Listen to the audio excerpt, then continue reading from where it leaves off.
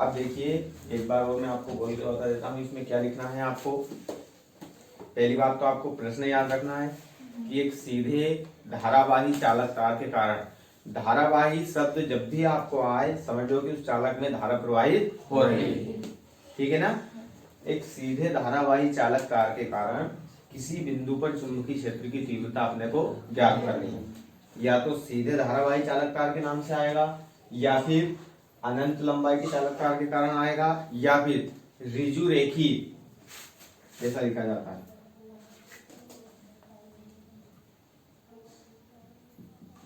ऋजु रेखी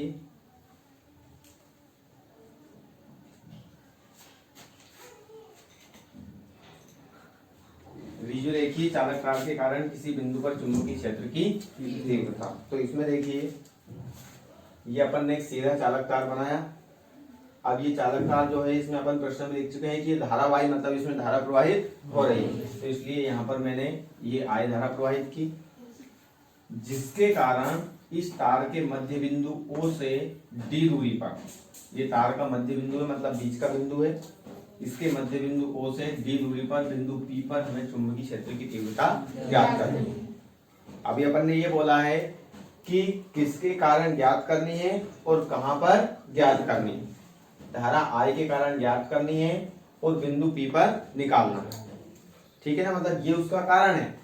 मैंने आपको बताया है कि जब भी हम एक चालक तार में या किसी चालक में विद्युत धारा प्रवाहित करते हैं तो उसके चारों ओर चुंबकीय क्षेत्र उत्पन्न हो जाता है और उसकी तीव्रता को हमें कहां पर निकालना है, बिंदु P पर। फिर आगे हम लिखेंगे, माना कि इस तार पर AB एक अल्पांश है, मतलब ये AB जो है वो इस तार का छोटा सा हिस्सा है जिसकी लंबाई क्या है, dl। इस अल्पांश से r दूरी पर, कितनी दूरी पर, r दूरी पर एक बिंदु P है जिस पर चुंबकीय क्षेत्र की तीव्रता क्या हो जाएगी, एक अल्पांश के कारण किसी बिंदु पर चुंबकीय क्षेत्र की तीव्रता का सूत्र होता है dB बराबर μ0/4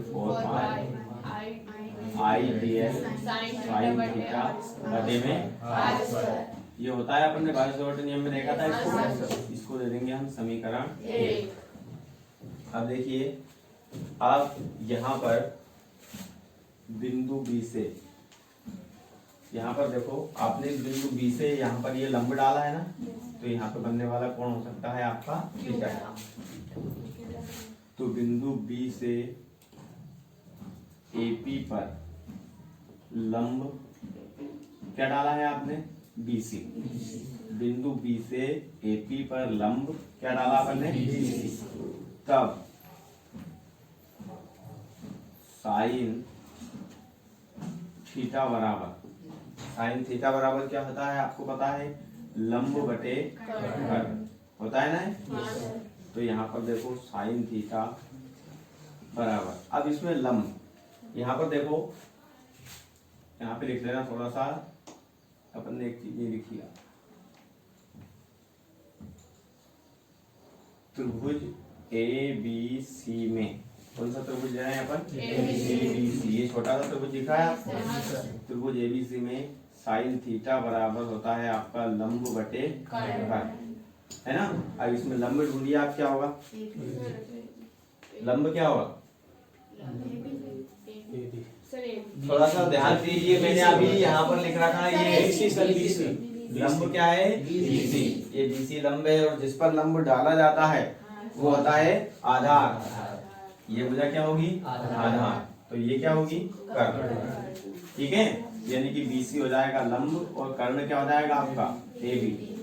तो साइन थीटा बराबर, यहाँ पे BC का मान हमारे पास नहीं है, AB का मान कितना है, DL।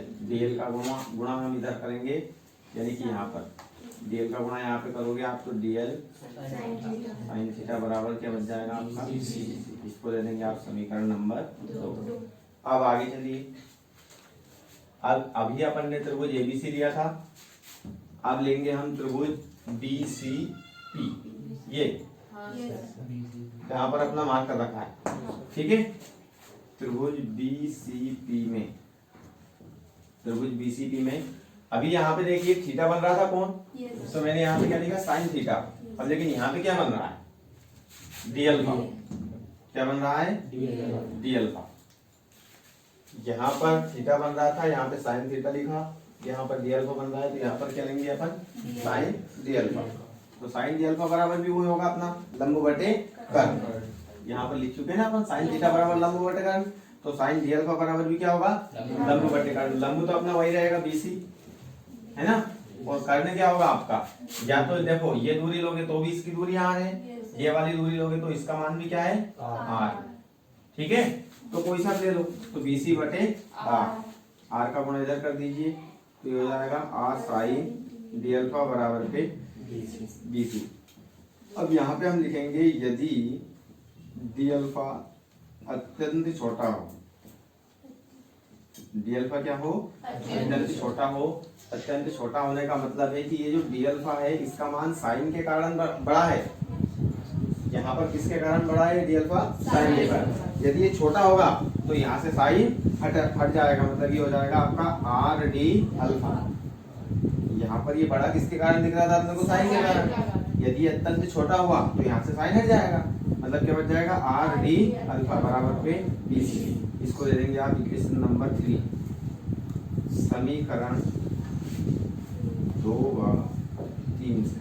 समीकरण 2 व 3 से जरा नजर डालो आप, ये भी बीसी ये भी बीसी, दोनों के एलएचएस बराबर दिखा है, तो दोनों के एलएचएस क्या हो जाएंगे बराबर, यानी कि डीएल साइन थीटा बराबर डीएल साइन थीटा बराबर क्या हो जाएगा आर डी अल्फा।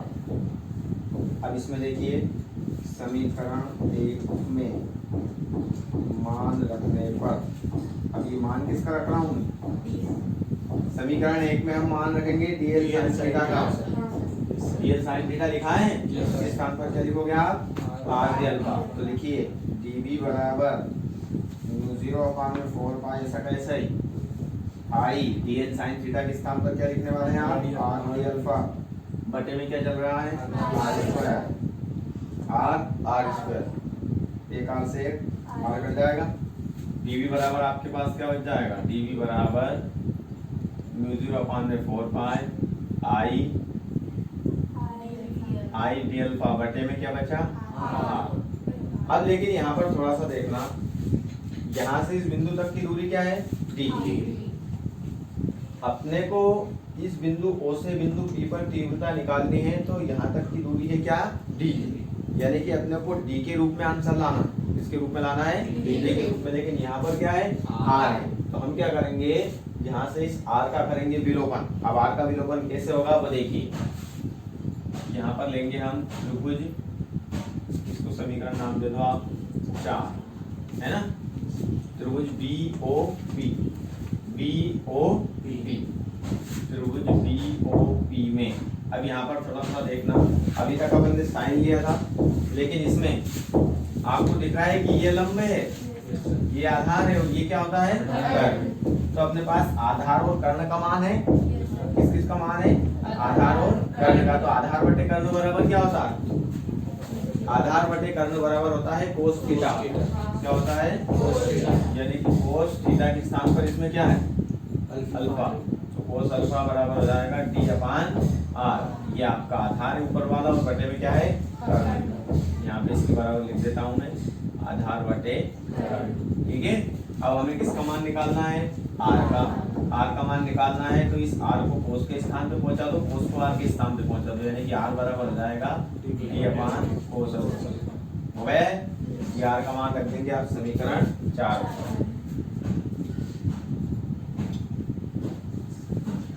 समीकरण 4 में मान रखने पर, समीकरण 4 में आप मान रखेंगे तो dV बराबर हो जाएगा 0/4 पाई आई डी अल्फा, बटे में आर के स्थान पर रखेंगे हम D/cos अल्फा।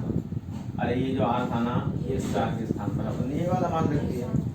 अब ये कोस अल्फा चला जाएगा ऊपर, यानी कि dV बराबर हो जाएगा 0/4 पाई आई, ये कोस अल्फा ऊपर आ जाएगा, डी अल्फा पहले से ऊपर है, बटे में क्या बच जाएगा आपका डी। ये अभी तक आपकी केवल अल्पांश की तीव्रता आई है, इसकी तीव्रता आई है अल्पांश। अब हम निकालेंगे इस चालक तार के कारण बिंदु P पर संपूर्ण तीव्रता। तो यहाँ पर लिखेंगे चालक तार के कारण बिंदु P पर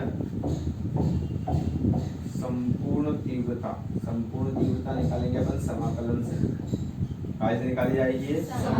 समाकलन से। समाकलन क्यों करते हैं देखिए, यहाँ पर आपने एक अल्पांश लिया था ना, जैसे अगर छोटे छोटे बहुत सारे अल्पांश हो तो उनकी सभी की तीव्रता क्या आएगी ये।